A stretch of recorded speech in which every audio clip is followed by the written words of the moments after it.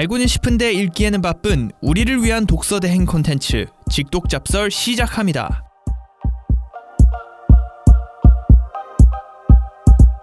직독잡설 3부 시작하겠습니다.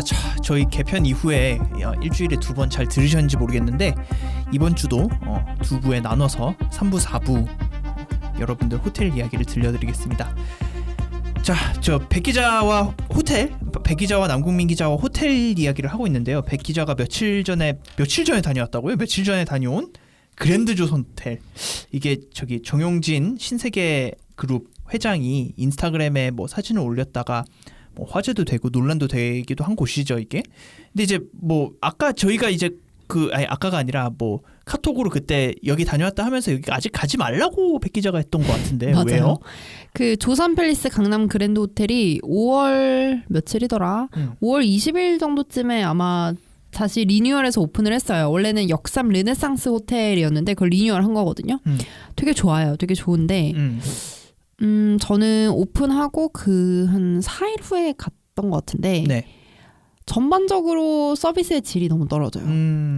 너무 대기 시간이 길고 네. 아직 그 정비가 안 된 느낌이 들고 저는 지난주에도 말씀을 드렸지만 메리어트 호텔 브랜드라 함은 일정 수준의 서비스 이상이 보장이 돼야 되거든요. 네. 근데 그 일정 수준의 서비스가 보장이 안 된 느낌이 받아가지고 와, 이 돈 주고 여기를 오나?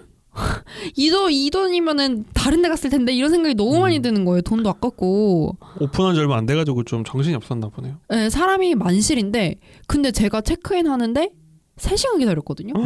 진짜 심하다. 그건 말이 안 되는 거예요. 그렇죠. 그 룸 서비스를 시켰는데 2시간 기다렸거든요. 그러니까 새벽 2시에 왔어요. 파전이. 먹기 싫었거든요. 그래서 그 전에 다시 전화해서 취소하려고 했는데 안 받아 전화를. 그러니까 약간 이런 식인 거예요. 그러니까 너무 거기서 일하시는 분들도 화가 나 있어요. 왜냐하면 뭐 때문인지 모르겠지만 그분들도 뭔가가 안 맞는 것 같아요. 핀트가. 그러니까 화가 나 있고 그냥 여러모로 죄송하다고 하지만 그냥 진짜 죄송한 건 아닌 것 같은 그런 느낌인 거죠.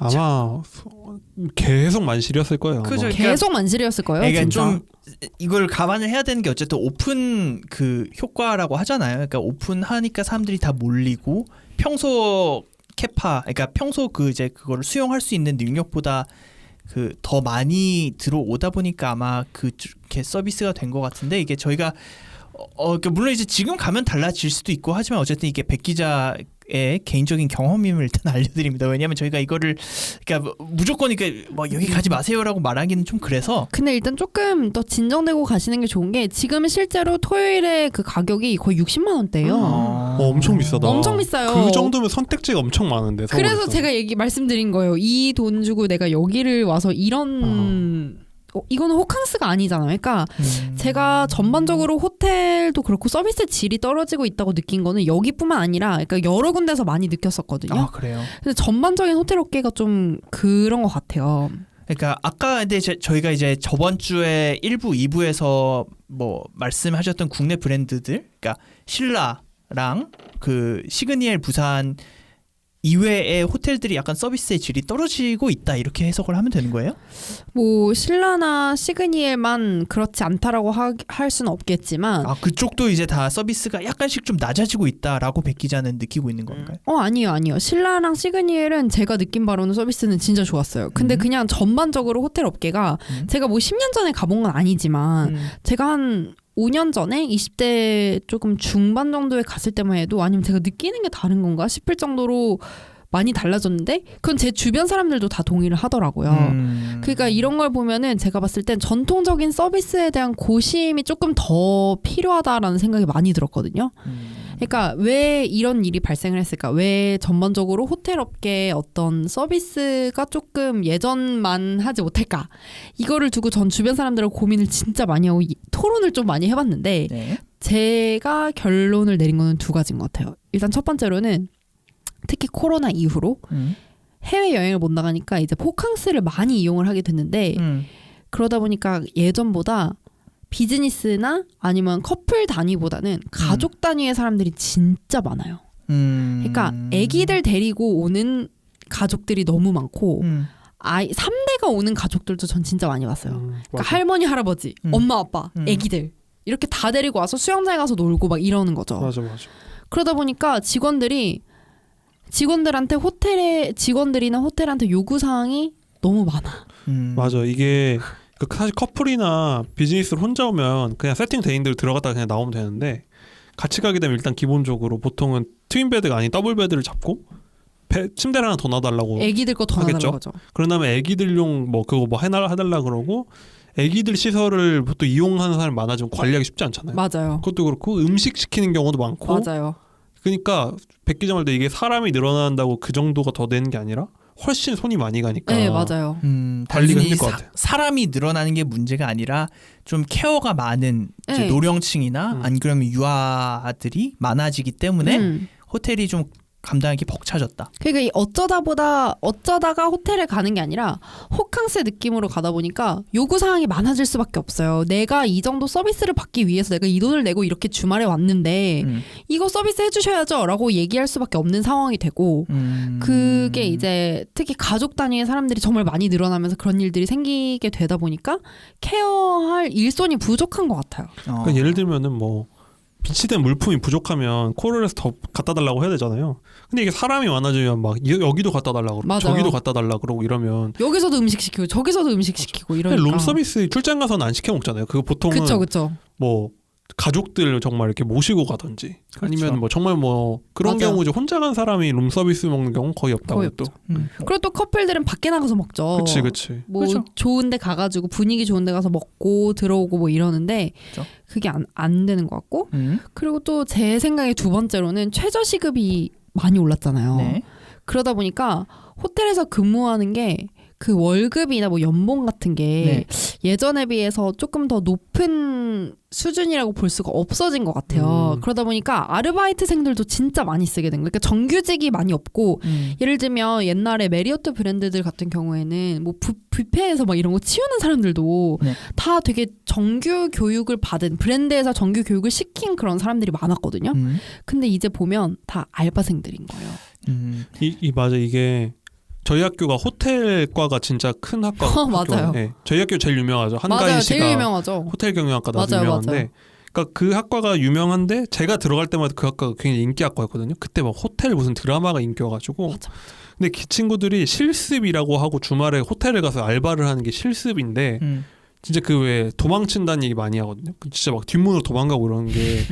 그러니까 호텔이 너무 힘들어요. 기본적으로 근무가 되게 네. 힘들다고 알려져 있긴 하죠. 호텔이 볼 땐 멋있는데 사실은 엄청 노동력을 갈아 넣는데 그나마 호텔이 그때 메리트 뭐냐 그때 아마 편의점 알바하면 보통 시급 한 4,500원 이렇게 그럴 때 줬는데 없죠. 그때 호텔은 한 6,000원 준다고 했어요. 그러니까 맞아. 이게 고생을 해도 걔네들 입장에서는 좀 고생하고 어쨌든 경험도 쌓고 할 만한 임금이 됐는데 지금은 그 호텔 그러니까 최저임금 풀타임 돌면 180만 원 정도 받잖아요. 맞아요. 그러니까 알바한테 180만 원 줄 수 없다고요. 맞아요. 그러니까 거의 최저임금을 주니까 맞아요. 편의점 알바하는 게 훨씬 편한데 당연하죠. 누가 그 호텔 알바 보면 진짜 힘들거든요. 그러니까 아마 좀 전반적인 노동력의 질이 예전보다는 좋아질 수가 없다. 자, 일단 이게 책에 나온 내용은 아닌 거죠. 그러니까 저희가 책 내용은 아니에요. 책 내용은 아닌데 어쨌든 백 기자가 뭐 여러 군데를 다녀보니까 이러지 않을까라고 추측하는 내용임을 다시 한번 알려드리고 근데 뭐 그럼 어쨌든 근데 책에서도 비슷한 내용이 나오지 않아요? 그러면? 책에서는 이제 그런 얘기가 나와요. 인력 감축을 통해서 호텔들이 비용을 많이 줄이려고 한다. 그게 이제 요즘 트렌드고 그래서 이제 무슨 얘기를 하냐면 AI나 로봇 같은 거를 쓰는 그런 무인 호텔들도 되게 많아지고 사실 뭐 호텔이라고 할 수 있을까? 모텔들도 많아지고 그렇죠. 뭐 자판기처럼 이렇게 누르면 들어갈 수 있는 모텔이 호텔? 생겼. 네, 뭐 캡슐 호텔 같은 데는 다 그렇게 돼 있죠. 모텔은 굉장히 무인화가 많이 됐죠. 그리고. 그쵸. 맞아요.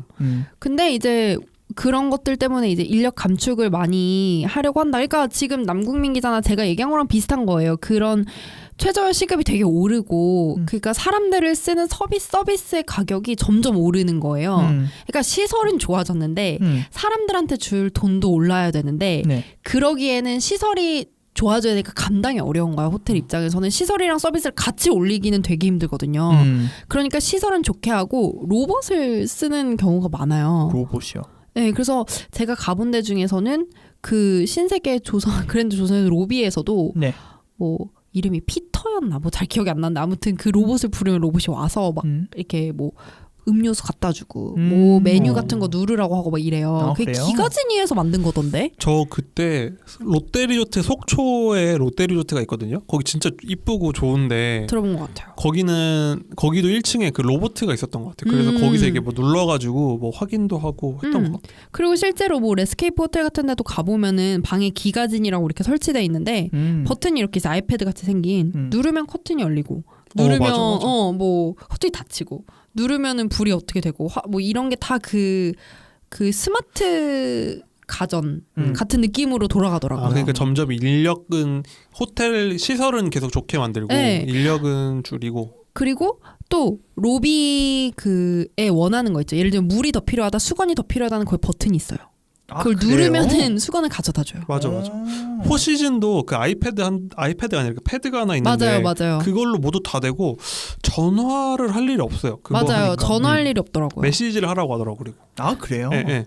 그리고 실제로 백화점 라운지에서도 뭐 MBG 뭐 이런 롯데백화점 라운지에서도 그 기가진이 직원으로 다 바뀌어가지고 걔네가 막 물을 가져다주고 이러더라고요.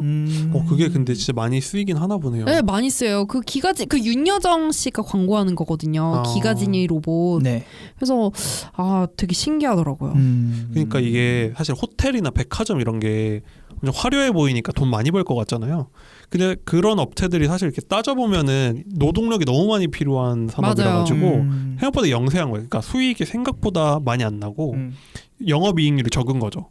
그리고 자꾸 그 리뉴얼을 해야 되니까 그 돈도 너무 많이 들고 하니까 그쵸. 인건비에 투자를 못 하는 것 같아요. 보면. 그러니까 매출이 많이 나와도 영업이익이 적게 날 수밖에 없는 그쵸. 이유는 인건비 때문이다. 그러니까 저도 이번에 놀란 거는 이거는 사실 확인까지는 제가 안 해봤는데 제가 이제 결혼한 데가 하얏트 호텔이잖아요. 네. 근데 하얏트에 되게 유명하신 플로리스트 님이 있었어요. 네. 그 실장님이 약간 예비 신부들의 약간 로망 같은 분이었거든요. 그러니까 꽃 장식이 너무 화려하고 예뻐서 똑같은 돈을 들여도 저분이 해줬으면 좋겠다라는 사람들이 되게 많았는데 그분이 며칠 전에 한 달, 두 달 전에 서울대로 옮기신 거예요.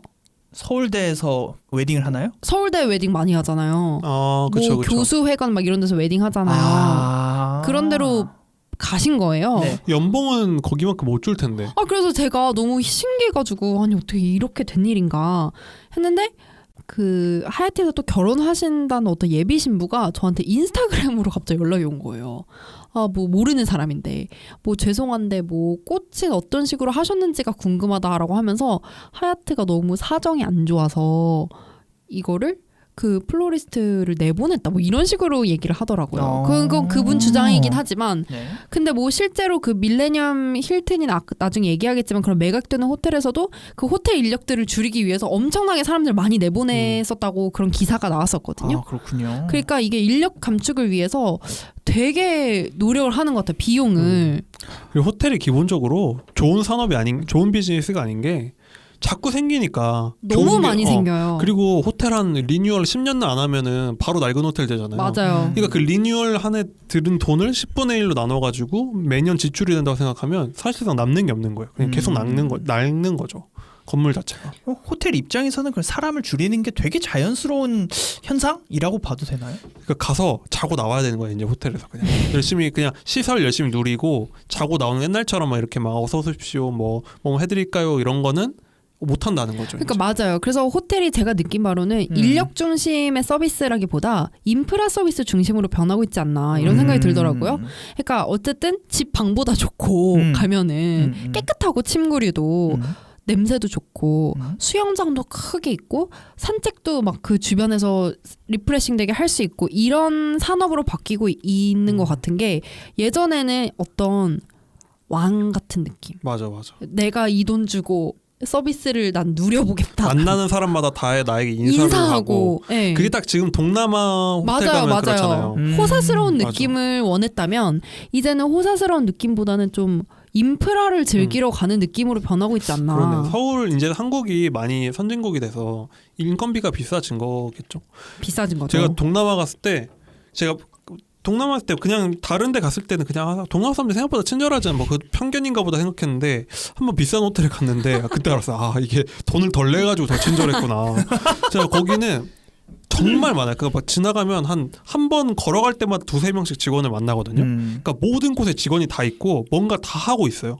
그러니까 우리에 비하면 제가 눈에 보이는 사람이 10배는 많은 것 같아요. 맞아요. 사람 진짜 많죠. 근데 그분들이 막 쉴 새 없이 정리하고 치우고 갖다 주고 그냥 길 가는 사람한테 뭐 갖다 달라 그러면 해주고 막 자기들끼리 해주는 맞아. 그런 서비스인데 저 방콕에 갔을 때도 로비에 손님보다 그 일하는 사람들이 맞아, 더 맞아. 많았다니까요. 그래요? 가방을 옮기는 사람이 너무 많은 거예요. 막 가방만 옮기는 사람, 저 사람은 하루 종일 저 사람 이거 끊어주는 사람, 저 사람은 하루 종일 수건만 개는 사람. 이게 다 맞아요, 있어요. 맞아요. 네.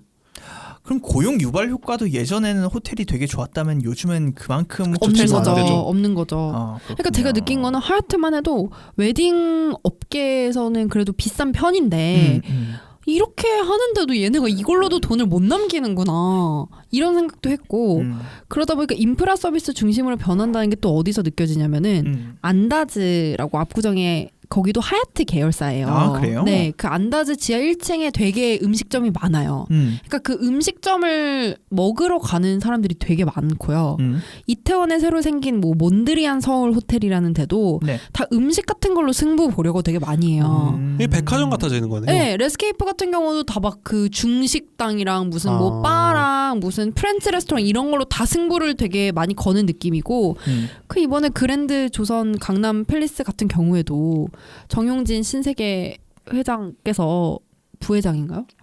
부회장께서 인스타그램에 막 그 뭐 미안하다 고맙다 뭐 이런 거 막 올리셨잖아요. 네. 논란이 됐죠. 또. 네, 논란이 된 그게 다 그 식당 되게 유명한 거기 식당들에서 이제 만찬을 즐기면서 올린 거거든요. 근데 되게 비싸요. 뷔페가 막 18만 원 막 이랬던 거. 18만 원. 근데 호텔 뷔페 18만 원이면 거의 최고급인데. 최고급 네, 최고급. 가장 비싼 급인데. 소공동 저기 롯데 호텔이 12만 원인가? 라센느?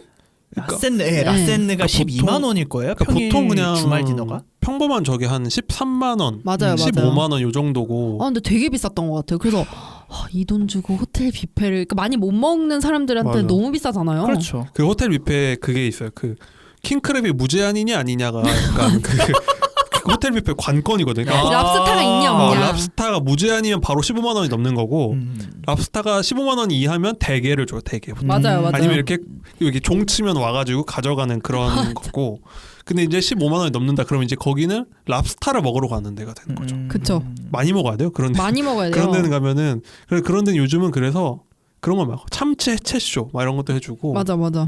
그래서 그러면 신세계 그 새로 생긴 그 신세계 정영준 부회장이 간 거기 호텔은 그러면 방은 그렇게 만족스럽지 않았나 봐요. 조선 팰리스 서울 강남이요? 네. 이제 저 같은 경우에는 아까 말했지만 그 멤버십 때문에 조금 더 뷰가 좋은 방을 얻었던 것 같아요. 그래서 뷰가 막 강남이 막 한눈에 내려다 보이는 약간 그런 느낌이어가지고 와 여기 뷰 역삼동 뷰가 진짜 신기하다. 그러니까 이런 뷰를 또 어디서 내가 강남을 이렇게 내려다 보겠나 싶어가지고 좀 신기하긴 했는데 방도 넓고 깨끗했는데 저는 포시즌스 방이 더 괜찮았어요? 포시즌스는 솔직히 40만 원 돈이면 가거든요. 40-50만 원?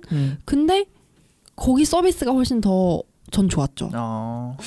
이게 그래요. 진짜 적용진 회장이 갑자기 왜 호텔을 하나 했는데 이유가 있네요. 왜냐면은 백화점화 돼가니까 맞아요. 호텔을 백화점처럼 만드는 거 우리가 제일 잘할 것 같다 하니까 자기가 뭐 백화점 전문가니까. 그러네요. 그러니까 거기에서 사업 모델을 그렇죠. 찾은 옛날처럼 롯데가 호텔을 뼈가 굵으니까 그런 친절 이런 거 잘할 텐데 백화점도 물론 친절한 업종이지만 거기는 모든 직원을 그렇게 막 매니지먼트 하는 데가 아니죠. 물건을 파는 데지. 그쵸. 근데 호텔이 점점 인프라 사업이 되면 그건 자신 있다 이거죠. 자기들은. 맞아요. 그래서 뭐 어떤 게 달라지는 것 같냐면 서비스가 지나갈 때 뭐 호사스러운 느낌보다는 어떤 걸로 변하냐면은 뭐 막 4인용 뭐 레이디스 나잇 아웃 막 이런 거랑 뭐 레스케이프 같은 경우에는 펫캉스 이래가지고 강아지들을 위한 어떤 펫팸족들을 위한 그런 방을 마련해 준다던가. 그러니까 자고 가는 스타필드야. 네, 맞아요. 뭔가 조금 더 하나를 더 더해주는 그런 느낌의 호캉스 서비스를 자꾸 개발을 해내는 이유가 그런 거죠. 3부는 저거네요. 백화점이 되어간 호텔들. 맞아요. 그렇게 볼 수도 있을 것 같아요. 근데 이게 되게 왜 이렇게 변했지라고 이제 근원적으로 생각을 해보면 호캉스가 많아졌기 때문에 결국 그런 식으로 사업 모델을 찾아낸 거잖아요. 그쵸. 호캉스가 많아졌고 돈이 인력 서비스에 너무 더 많은 지출을 하기가 힘들어져서. 그리고 한국인들이 옛날같이 그렇게 호텔을 대접받으러 가는 게 아니라 그냥 산뜻한 경험, 리프레시를 하러 가는 분들이 맞아요, 호캉스를 맞아요. 가는 거니까 막 옛날처럼 막 어서 오십시오 이런 거는 그닥 그렇게 뭐 물론 불친절한 기분이 나쁘겠지만 맞아요. 정말 호캉스가 많은 걸 바꿨네요. 문화가 바뀌는 것 같아요. 그러네요. 알겠습니다. 자 그러면 일단 마무리는 여기까지 하고 3부는 어쨌든 딱 그 주제가 잡혔네요. 얘기를 하다 보니까 이제 3부는 여기에서 마무리를 하고 이제 마지막 이 호텔 책 이름도 기억이 안 나. 호텔리어가 말하는 호텔? 호텔리어가 알려주는 호텔 이야기요. 네, 호텔리어가 알려주는 호텔 이야기의 그 마지막 그 이야기 마지막 4부에 찾아뵙겠습니다. 자 그럼 내일 뵙겠습니다.